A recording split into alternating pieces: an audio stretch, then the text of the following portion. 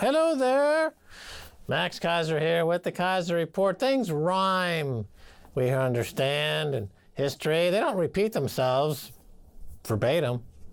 Really? Maybe. Stacy? Who said that? Oh, that was Busta Rhymes. He said that up in Compton, up inside your mama's grits.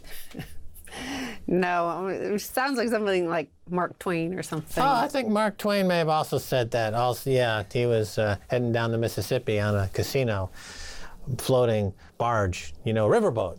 And he's holding a pair of jacks when he said that over a big plate of nachos. History is rhyming, you would think, as some say. Well, some like the Keiser Report say the U.S. empire is kind of disintegrating. And remember the great empire of China when it disintegrated. Many blame it on the opium epidemic when basically the United Kingdom had nothing else to trade but opium, and they pushed some opium on the Chinese people. There's one guy, some German guy now living in Hong Kong, who says differently based on some evidence. It's all down to monetary issues.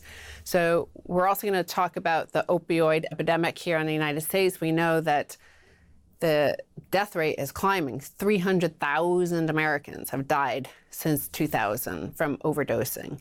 So some say that's kind of like very similar to the end of the Chinese empire. Yes, it is similar. I've made that point before, that it was a point that opiate addiction in the opium wars with UK and China was an attempt by the British government to hook Chinese people on opium for a huge monetary gain, and that the opiate pushers here in America are doing the exact same thing. I've said that before. But what came first? The opiate addiction or the monetary devaluation? That's what I think we should get into and explore more fully at this juncture. So here is a headline, and it's from Hong Kong, and it's about this guy, Dr. Werner Berger. He lives in Hong Kong, and he's lived there for like 30, 40 years. Coin stash that puts new spin on China's 100 years of humiliation. Inside a nondescript Hong Kong warehouse sit 7 tons of Qing dynasty coins. Proof, their owner says, that it was the imperial monetary system, not the opium trade, that brought China low in the 19th century. The opium war was fake news? His argument, he's the lone person out there who supports this theory. Now, he has the largest collection of these coins. I think it's pronounced Qing, maybe Qing dynasty. That he has 2 million of these coins. And for the past 20, 30 years, he's been going to one of these government offices in Beijing every year asking if they have the central banks, basically, their records from hundreds of years ago. And they keep on saying, no, no, no, no. Oh my God, you're here again, no. And finally, they called him and said, you know what, we were just doing some construction and we found behind a wall, this was only in the past year or two, we found behind a wall all these records that you've been asking for the last 30 years, every year. That's incredible. So what does this substantiate? So basically what he finds is that there was monetary debasement, but a lot of it had to do with counterfeiting, that there was a lot of counterfeit coins happening, which they didn't have any sort of economic theory back then, the Chinese government, that they didn't have any sort of notion that printing all of this would cause inflation and devaluation and basically of the economy. The economy was already kind of weakened when the opium wars then started. So this guy named Werner Berger, which incidentally would be a great name for a burger shop chain, Werner Burgers, says that it's monetary activity going back between China and the UK, and that what, China was counterfeiting? No. China itself. And there were Chinese separatist groups that were loyal to the previous king or the previous emperor, and they went to Vietnam, and from there they were sending in counterfeit currency. It had nothing to do with the United Kingdom. It's all China and their monetary policy to combat this. Basically, they were buying up all the fake currency at first and basically taking off the fake currency off the market, but then they just stopped fighting it and they thought they didn't care. So they were being flooded with counterfeit currency. But monetary policy, and a lot of people in the United States and Europe say our monetary policy from the European Central Bank to the U.S. Federal Reserve is also creating the situation where we now have an opioid epidemic that has erupted, and it goes worse and worse every year. More, I know the causality, correlation doesn't necessarily equal causality, but these are some of the links that one could make, that this eruption of opioid overdoses and an increase in suicide also is kind of linked to a period of U.S. monetary policy which has gone out of control, and we're going to turn to Bill Black in a second about that. The easy money has created wealth and income gaps, which has created a permanent underclass that are now killing themselves with opiates. I can see that connection. And I think China was on a silver standard. That was their currency. Yes. For a long time, and that's what kind of kept them going through the 1930s, Depression, actually, because they were on a silver standard. And the Opium War connection with the British Empire during approximately the time of America's Civil War. I think that was the same timeline. I'm not sure how that connects. Probably the audience will tell you in the YouTube version of this, so you can go there, because the audience is quite smart. I'd like to see the comments on that. Of course, a lot of the overdose deaths now happening, they're escalating so rapidly. A lot of it has to do with fentanyl and synthetic opioids, and a lot of those are coming in via trade with China. So it's all coming in from China. But I'm going to turn to this article from Bill Black, because I know in the second half you interview Dr. Michael Hudson, who's good friends with Bill Black. They're part of this MMT, the Modern Monetary Theory Group. And Bill Black is not only an economist, but he's a prosecutor. He was a former prosecutor. He put 1,800 bankers behind bars during the S&L crisis. And he looks at this opioid epidemic, and he sees a similar situation, the predatory capitalism, a predatory class. And he's explaining what you're seeing in the opioid epidemic is very similar to what you see in this savings and loan crisis that he dealt with. Impossible to compete with unintentional self-parody, Trump, and opioids. In this column, I introduced one of the most important concepts in white-collar crime, seeming legitimacy.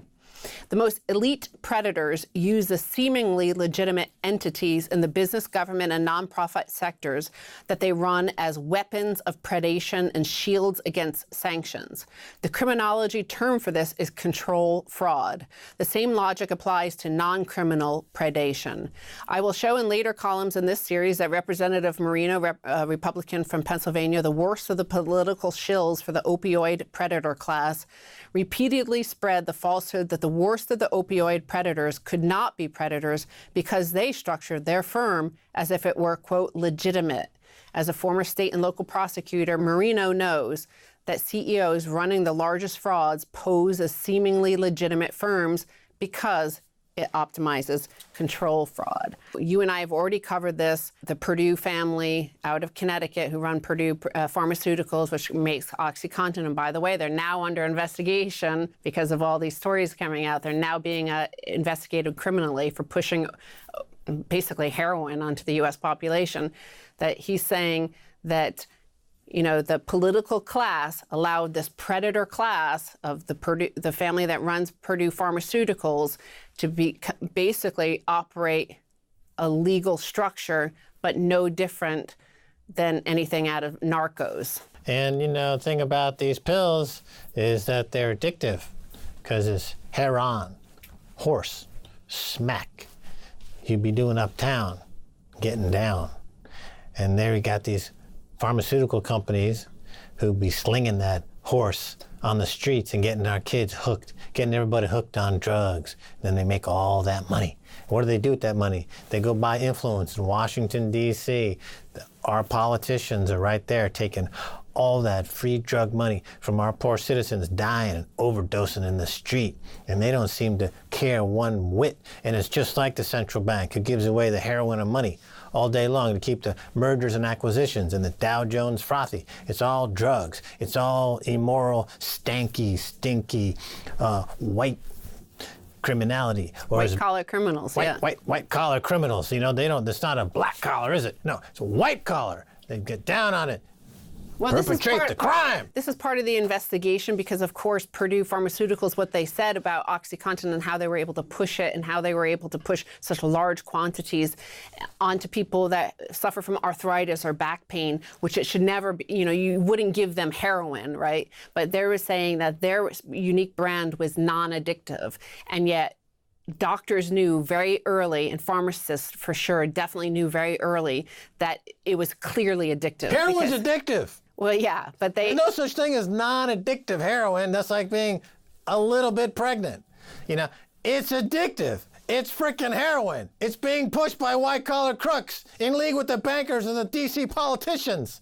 People are dying. So again, going back to white-collar criminals, he mentions that. He brings up that term and actually where it came from. Edwin Sutherland, who coined the term white-collar crime, demonstrated the many ways in which such criminals were able to gain great riches, cause vast harm, and avoid meaningful sanctions. At its worst, the predators so pervert truth and ethics that they successfully portray acts of murderous predation as laudatory. This is the case with many elite wholesale suppliers, pill mills, and prescribing physicians, the principal drivers and beneficiaries of the opioid crisis. It is an Alice in Wonderland world in which power and predation create an insane world dominated by the predatory class. Crony capitalism and kleptocracy represent the cases of maximal power for the predatory class. I think this is part of the problem with Trump, is that both Democrats and Republicans, the only two parties we have in America, and Bernie Sanders, is both classes, both parties are predatory. They love this predatory system. They're part of this predatory system. They enable it. They profit from it.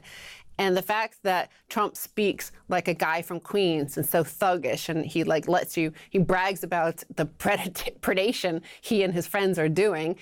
Remember, he famously said that, I don't pay taxes, only, it's stupid people. That's Leona Helmsley. Yeah, she said that, but he also mocked the fact that he didn't pay taxes during one of the debates. He's a workout artist. Look, our guest in the second half, Dr. Michael Hudson, wrote the book Killing the Host. Okay, in other words, the financial tapeworm, the financial parasite is in the body economic, and it's destroying us from within. This predation that's happening in the pharmaceutical industry is just another aspect of the host that we have become for the parasites in the pharmaceutical industry and Wall Street and in other various industries. And so what's the cure for it? How do you get rid of a tape? How do you get rid of a parasite? You have to have a whole bodily get a caffeine enema, something to drive out the Jamie Dimons in your colon. Maybe that's why the millennial class is so into all these coffee shops everywhere. Yeah, they're trying to purge themselves of the parasites that are in the pharmaceutical industry. That's something to think about during the break, don't you think? I think it's a good idea. I might go have some coffee now. Anyway, don't go away. Much more coming your way. Stay right there.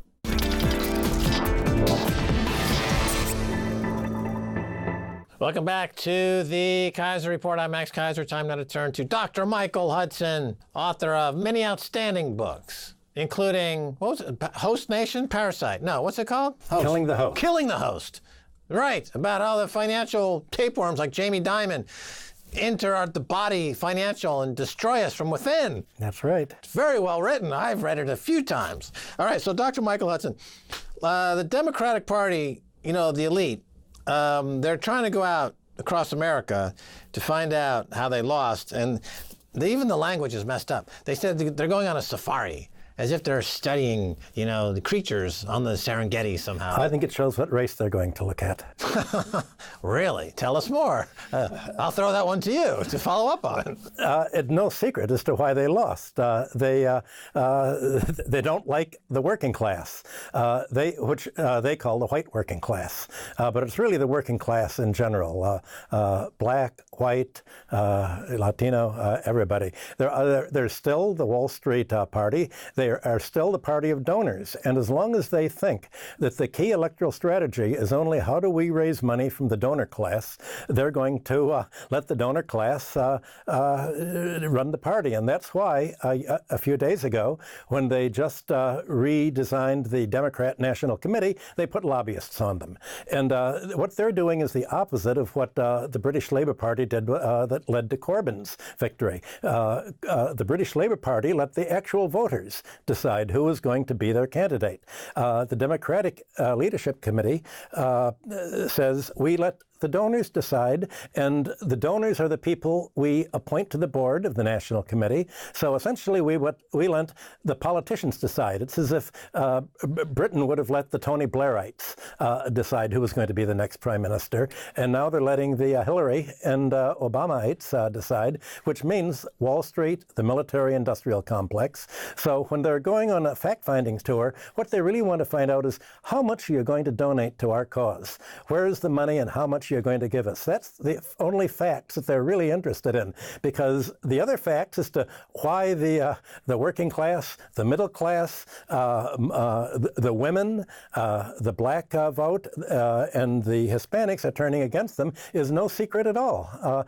It is the result, basically, of Obamanomics, Obama's policies, the giveaway to the banks, the giveaway to the real estate interests, the refusal to apply any of the anti-monopoly legislation that we have in this country. And people finally realize they're getting screwed. And the result, I think, is going to be not only the split in the Republican Party that is now being talked about under Trump, but the Democratic Party. The Democrats are so convinced that they are going to win in 2018 against Trump. They are convinced that people dislike Trump so much that the fight against the supporters of Bernie, against the financial reformers, against Elizabeth Warren has got very vicious. And essentially they're saying, we want Republican suburban women. We don't want anyone with an income below $120,000 a year. And they've lost the vote. Now, you mentioned the class war that's going on, and in states like Wisconsin and Michigan, what we've discovered on our Great American Pilgrimage is that the lower classes are disproportionately sent off to get killed in these wars. And a lot of the vote that came out, particularly in the black community, in North Carolina, where we spend a lot of time, in areas around Fayetteville, around the military bases, these are black communities, they're lower class communities. This is the folks that are going out and fighting America's wars and getting killed. And there's no agency for them in Washington. Hillary Clinton didn't even bother to go visit these people. That's how little she thinks about the soldiers, the armed services in America who go out and fight for the wars that she's peddling to line her pockets. So that's where you see race become a big factor. Now, and the poor is getting disenfranchised. And the Democrats seem completely tone deaf to this very information, no matter how obvious you put it in their face. They don't seem to want to take it on board. They spent $1 billion on research before Hillary lost the election. And apparently she just took that stack of info, threw it in the garbage, decided she knew best. And they're continuing in that tone-deaf method going forward. They haven't learned a thing, as my question. Does it appear as though they have not learned anything from their loss? I think they have followed the same policy consistently. What you call research is giving money to their political supporters. I mean, who is doing the research? It's a kind of giveaway. It's about as honest as the Clinton Foundation like Wall Street is. Research is in the same way. It's a quid pro quo. You buy research, but it's actually not buying the research. You're buying commissions. The soft dollar approach on Wall Street is disguised as research. That's but it's really exactly paid to play, isn't it? So Well, you're saying it's the same thing. You mean Hillary's just a banking fraud schnook? That's basically it, and I think people are onto that. And the fact is that Obama, when he came in, at the local state level, he had the Democratic Party stop any promotion of candidates at the state and local level, and so now they're bereft of candidates. There are no candidates to run, and you ask, why have they lost both houses of Congress and the governorship? It's because they have no one who has any message except to act as a lobbyist for the Wall Street donors and the military-industrial donors. And that's basically it. And people are onto that. And I think that probably the winner of the next election will be the stay-at-homes, voting with their backside, as we say.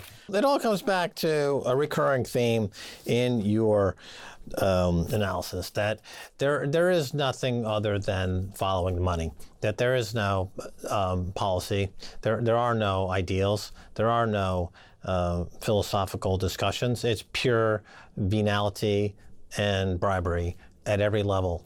And the moment we step outside of that truth, we get lost.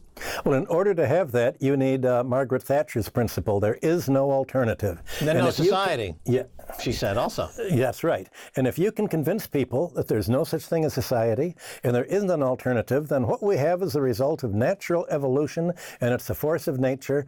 And if you haven't succeeded, you should blame yourself for not evolving. Okay, so let's bring out the analogy here, expand it a little bit.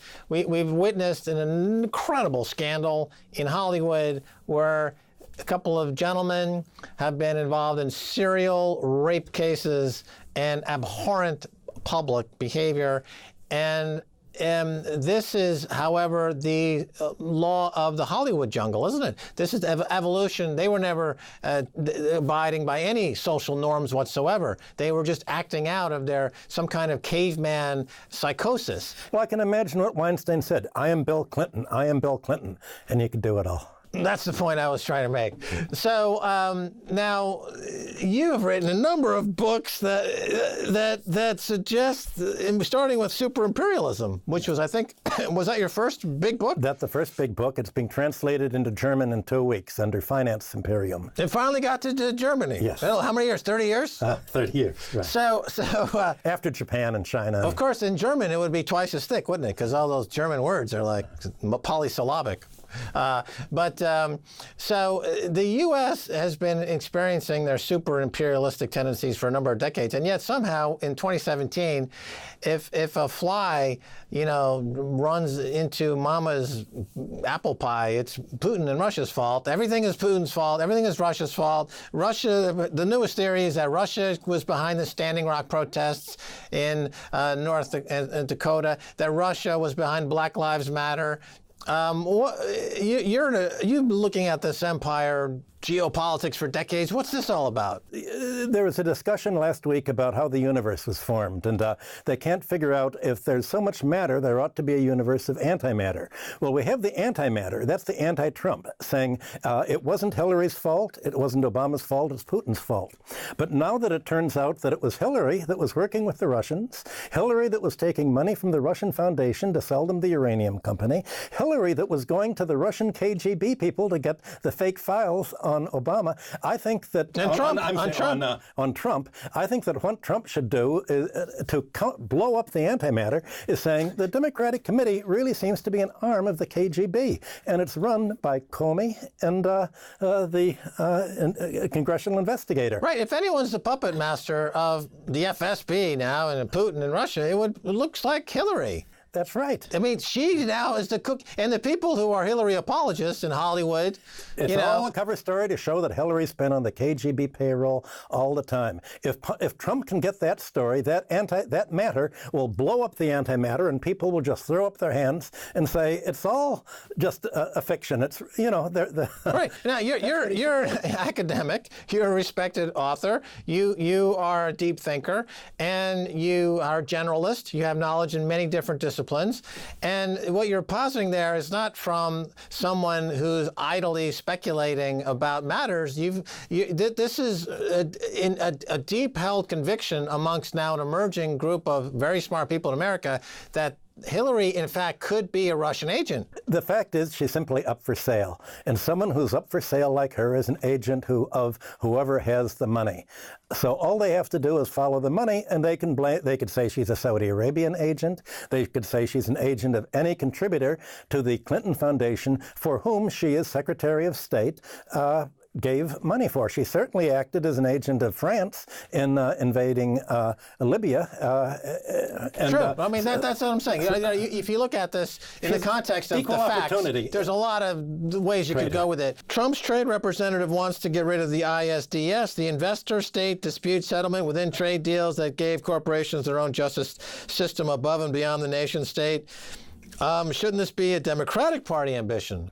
You'd think they'd want to get rid of the kangaroo court, but it's not the Democratic position because they're supported by Wall Street. The Democratic Party is the party of Wall Street, and of course Wall Street wants to be able to prevent any government from imposing ecological rules or rules against financial fraud or rules in the national interest. So that's not what the Democratic Party stands for. Trump came on as an outsider, and He's only not even a year into his administration. Is there a chance yet that we may see some surprises in terms of him attacking some of the deep state operatives going forward? You'd think he would. You'd think the Wall Street Journal has been suggesting that in every week in its editorials, saying the fight is between the military that Trump has supported himself with against the CIA and the State Department. And you already have Tillerson dismantling much of the State Department. That's the real fight, the military versus the CIA. And you think he's in that fight? He's in it. Well, yeah, you can see that fight in Syria. The CIA for the last 5 years has been supporting al-Qaeda. Al-Qaeda was really America's foreign legion. And finally, the military stopped the Americans in Syria from backing al-Qaeda and al-Nusra, and that led to supposedly Russia's victory. So the fact the Democrats said, if you're not supporting al-Qaeda, you're on Putin's side, and that's why they're blaming Putin. Because for them, Putin is the enemy of al-Qaeda and is the enemy of their friends. Right. Got it. Okay. Dr. Michael Hudson, thanks. Good to be here. All right, well, that's going to do it for this edition of the Keiser Report with me, Max Keiser, and Stacy Herbert. I'd like to thank you, Dr. Michael Hudson. If you want to catch us on Twitter, it's Keiser Report. Until next time, bye, y'all.